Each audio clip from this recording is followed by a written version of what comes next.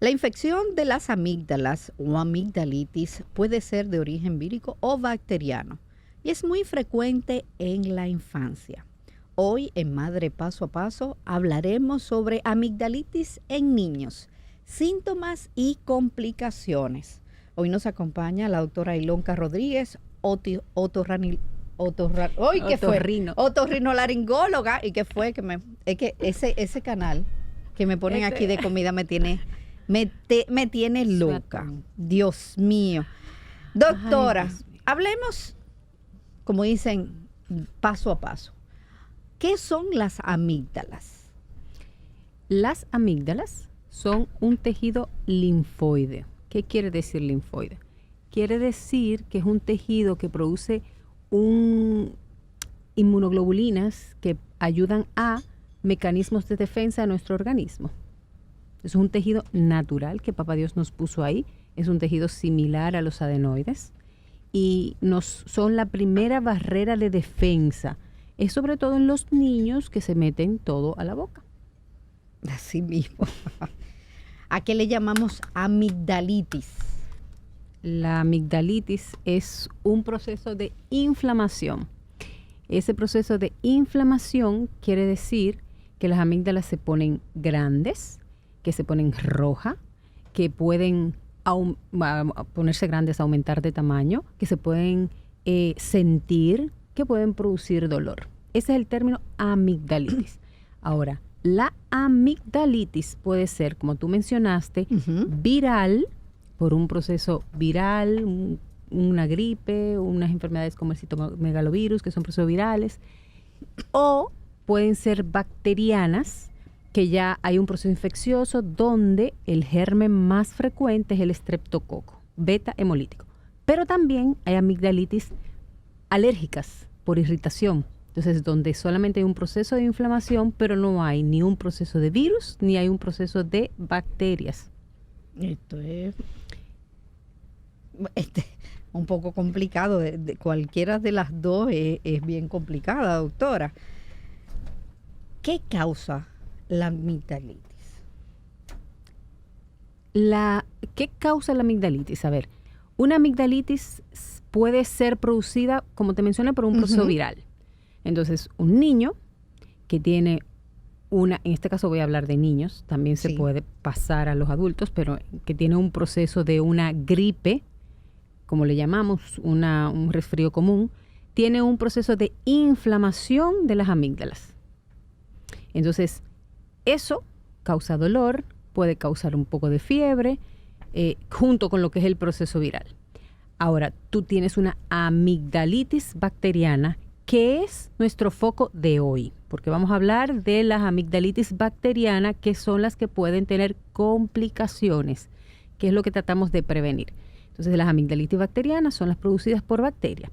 También te dan fiebre y, claro, en el cuadro de lo que es el proceso tiene diferentes, donde los padres tienen diferentes formas de decir, bueno, esto es una bacteria o esto es un virus. Le vamos a dar un poquito de orientación en ese sentido ahora.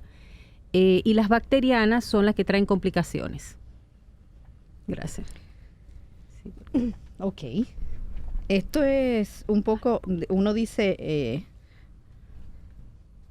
pensándolo como madre, uno dice, doctora,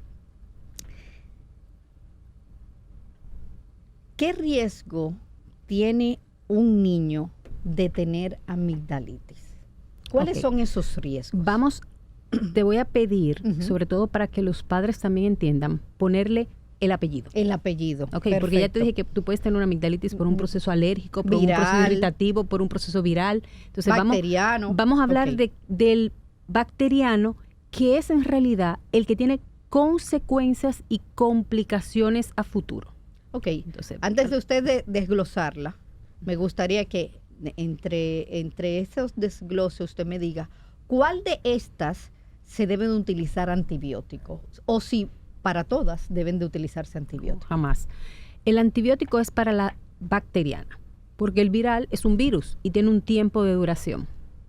Entonces, antibiótico, bacteriana. Yo supongo que si yo que la pregunta vendría, yo voy a hacer voy a ser yo misma juez y parte. ¿Cómo el padre sabe que es una amigdalitis bacteriana o una amigdalitis viral? En primera instancia, los primeros días, no hay forma de saberlo, ni lo sabe el médico, a menos que obviamente le haga unas analíticas o le haga un cultivo. Okay. Pero en los primeros días no se sabe si hay un proceso de amigdalitis bacteriana o viral o irritativa. Lo que nos va a dar a nosotros, el médico y a los padres, el detalle de saber si es bacteriano o viral es las características con las que se tornan esas amígdalas cuando pasan los días.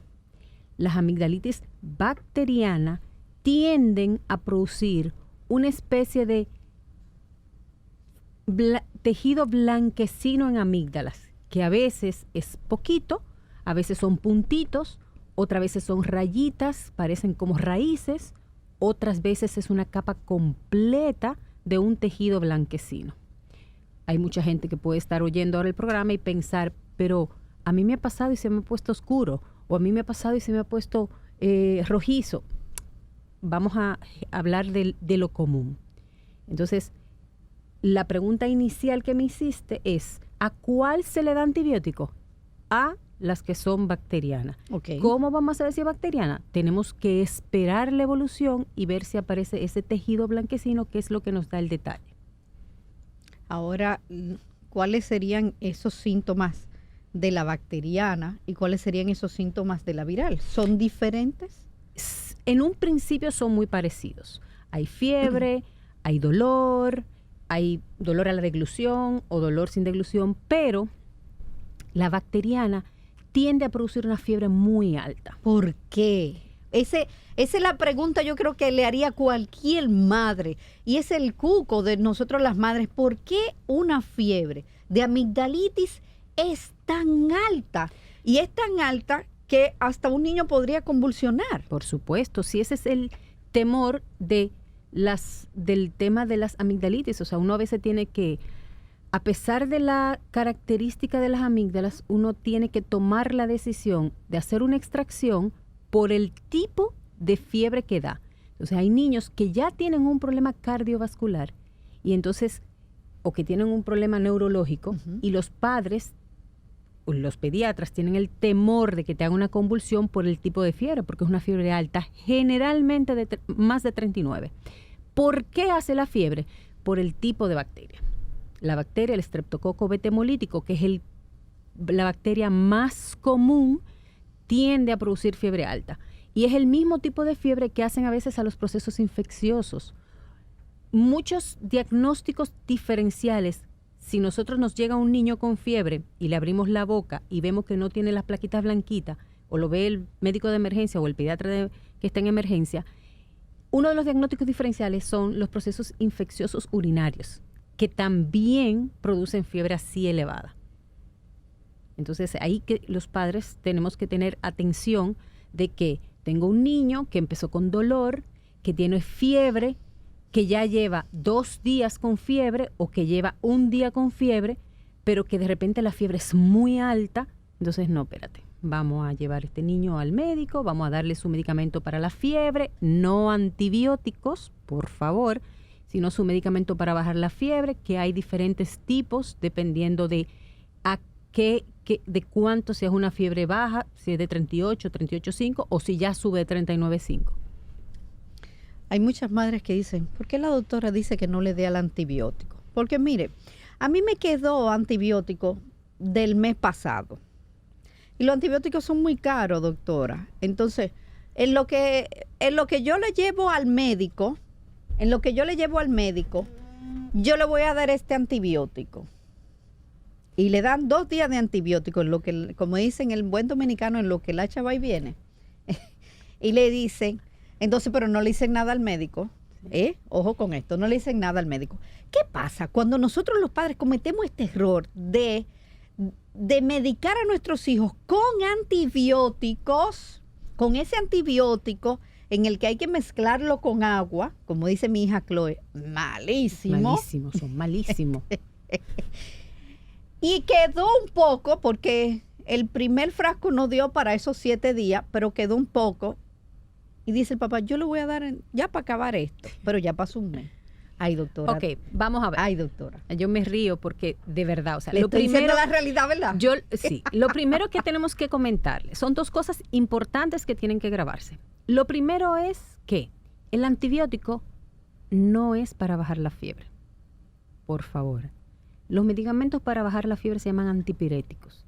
Y le voy a dar los componentes: acetaminofén, diclofenac, neumelubrina, ibuprofeno.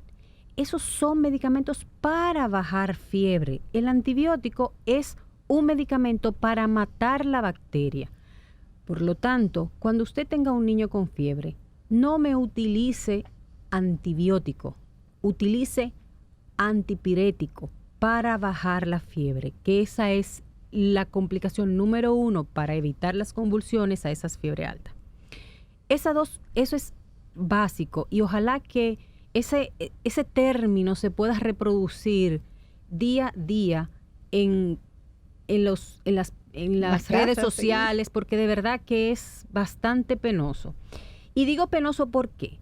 Porque el uso de antibióticos crea una resistencia. Entonces, usted sabe lo que es resistencia. Resistencia bacteriana quiere decir que usted empezó usando un antibiótico, ese que usted usó y que le quedó, primero que le quedó y el antibiótico ya no tiene la misma eficacia. ¿Ok? Segundo, ese que le quedó, donde la bacteria que usted tenía dentro no terminó de morirse por el uso de antibiótico de ese que usted tomó hace un mes o hace 3 semanas. Ese mismo antibiótico usted se lo vuelve y lo repite. Hay dos cosas importantes. La primera es que ya el germen que usted tenía no está siendo resistente a ese antibiótico, o sea, no va a matar esas bacterias que están ahí adentro. Y segundo, como el antibiótico estaba preparado con tanto tiempo de anticipación, ya la fortaleza o la eficacia de ese antibiótico ya no es la misma. Entonces, ¿qué es lo que estamos haciendo cuando damos un antibiótico en poco tiempo, con una intensidad que no es la suficiente para matar la bacteria? Estamos dándole a esa bacteria las herramientas para que ella luche contra ese antibiótico. Y cuando usted se lo vuelve a poner, sencillamente no le hace nada. La bacteria se echa fresco con ella, no la mata. Y lo importante de todo esto es que nuestros hijos, ese estómago de nuestros hijos, claro, doctora, no es fácil. Se va destruyendo si no hacemos también algo con eso. Usted aplicándole antibióticos sin una prescripción médica, ¿qué estamos haciendo? Los estudios demuestran que cuando nosotros damos antibióticos a nuestros hijos, dañamos la flora bacteriana de los intestinos de nuestros hijos. Y se toma alrededor de 6 meses en recuperar esa flora. Por eso es que ahora estamos usando mucho probiótico. ¿Por qué? Porque el uso excesivo de antibiótico daña esa flora intestinal. Entonces, estamos tratando con medicamentos, ahora estamos usando muchas sustancias para tratar de estimular. Déjeme decirle que en mi casa, de verdad que agradezco este producto que es enterogermina. Yo siempre en mi casa, claro, como las curitas, esa caja de enterogermina tiene que estar en mi casa. Así es. Porque mi hija sufre de las amígdalas y hay una pregunta que ella me envió a hacerle a usted. Y es la siguiente. Sí, dice, ¿qué pasa cuando a un niño se le extirpan las amígdalas? ¿No se vuelve a enfermar? Buenísima pregunta. A ver, yo dije al principio, fue tu pregunta inicial, ¿qué son las amígdalas? Entonces yo te comenté, las amígdalas son tejidos linfoides. Nosotros en nuestro cuerpo tenemos tejido linfoide en todas partes. Entonces, si tú operas un niño de amigdalitis bacteriana, quede claro, amigdalitis bacteriana, porque hace infecciones bacterianas a repetición, ese niño no se vuelve a enfermar porque no tiene amígdalas. Ahora bien, ¿por qué? Esto es súper importante, esa pregunta está buenísima. Muchas veces los padres y los médicos, sobre todo los que no son especialistas, confunden una amigdalitis viral de una amigdalitis bacteriana. Entonces, si yo opero un niño con una amigdalitis viral, donde el proceso viral me afecta el tracto respiratorio completo y no solo me produce dolor por las amígdalas, sino que me produce dolor por la faringe, ese niño va a seguir haciendo faringitis virales, porque yo no le quité la causa del proceso, porque es viral, y el viral siempre va a llegar. Entonces, por eso es tan importante, y mis pacientes lo tienen claro, o sea, tú puedes llegar con una historia de amigdalitis, pero yo no sé cuál es. Yo no sé si es una amigdalitis viral o una amigdalitis bacteriana o una amigdalitis alérgica. Yo tengo muchos pacientes con amigdalitis alérgica. Entonces, yo tengo que definir qué es un proceso infeccioso. Estamos hablando solamente causa de cirugía de amígdalas por amigdalitis bacteriana, o que es la indicación, porque también hay personas que tienen amígdalas grandes que hay que quitárselas, pero eso es otro programa, exactamente. Entonces, es una pregunta buenísima. Entonces, si se operan por amigdalitis bacteriana, no vas a tener amigdalitis bacteriana porque ya no tienes foco. Exacto. Otra pregunta, doctora. ¿Por qué cuando se alteran las amígdalas también se alteran las adenoides? ¿Qué relación tiene? Son el mismo tejido. Ok. Eso es cuando son infecciones virales. También tenemos adenoiditis bacteriana, o sea, tenemos procesos infecciosos de la bacteria por adenoide que son menos comunes o menos, vamos a ver, a veces son menos diagnosticables, porque como no se ven, sino que hay que hacer un estudio o hacer una radiografía, es más difícil. Pero es tejido linfoide. Entonces, la misma bacteria que afecta a la amígdala puede afectar a la adenoide. Porque antes se sentía ese miedo de que no te saquen las amígdalas. Porque si te sacan las amígdalas, ahí sí es verdad que te vas a enfermar. Y ahora no. Ahora todo ha cambiado. ¿Por qué? La verdad es que no ha cambiado la función de la amígdala. Han cambiado los conocimientos. Exactamente. Entonces, la gente, sabemos que tenemos otras estructuras que son mecanismos de defensa. Además, otra cosa importante. Usted ha dicho la palabra mágica. Tenemos otros mecanismos de defensa. Porque en los tiempos de antes, nuestros padres decían, si te la quitan, tú no vas a tener defensa. Y no puedes beber agua fría. Y no puedes beber agua fría. Es cierto. La verdad es que no hay ningún problema. Y sobre todo cuando tú pones en una balanza, tú tienes un niño que está haciendo crisis infecciosa. El dato importante es edad, que yo que lo iba a mencionar antes de esto que iba a decir. Cuando tú pones en una balanza las enfermedades versus los riesgos.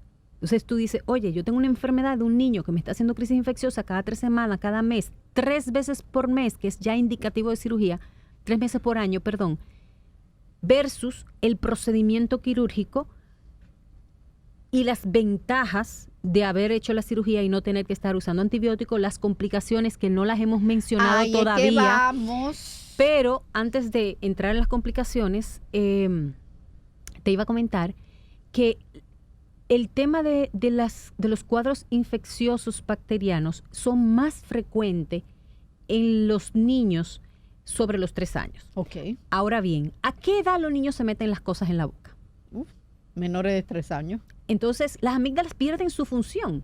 Hay unos dichos bien graciosos, como dicen que el apéndice para los cirujanos para ganar dinero, después de cierta edad dicen que las amígdalas para los otorrinos es para tener trabajo, vamos a decir, para no ganar. Entonces, eso es importante, que los padres pierdan ese miedo. Si la indicación está, es la solución definitiva a la patología. Hablemos de las complicaciones que trae las amigdalitis, principalmente bacterianas. Ok, complicaciones. Hablamos de estreptococo. El estreptococo beta hemolítico, que es la bacteria que con más frecuente afecta a las amígdalas, tiene una preferencia por el tejido amigdalar, pero también tiene preferencia por el tejido renal. Tiene preferencia por las válvulas cardíacas. Oh, sí. Entonces, esas son las 2 complicaciones mayores. Y estas complicaciones pueden existir en un paciente por debajo de los 25 años. Entonces, nosotros tenemos que tener bien en cuenta y por eso nosotros mandamos a hacer evaluaciones cardiovasculares, porque cuando tú tienes un niño que tiene infecciones frecuentes a repetición de amigdalitis, y frecuentes quiero decir que te hacen más de 3 por año, quiere decir que ese niño puede tener el riesgo de tener ya una enfermedad cardíaca. Eso es sin contar los problemas psiquiátricos que pueden existir, que también se ha demostrado que el germen del estreptococo puede tener una consecuencia a nivel de un síndrome psiquiátrico, que es el síndrome de Panda, que se da en la adultez. Entonces, nosotros como médico tratamos de evitar esas consecuencias. Bueno, hoy hablamos acerca de amigdalitis en niños, síntomas y complicaciones. Estamos con la otorrinolaringóloga, la doctora Ilonka Rodríguez. Sigan su cuenta.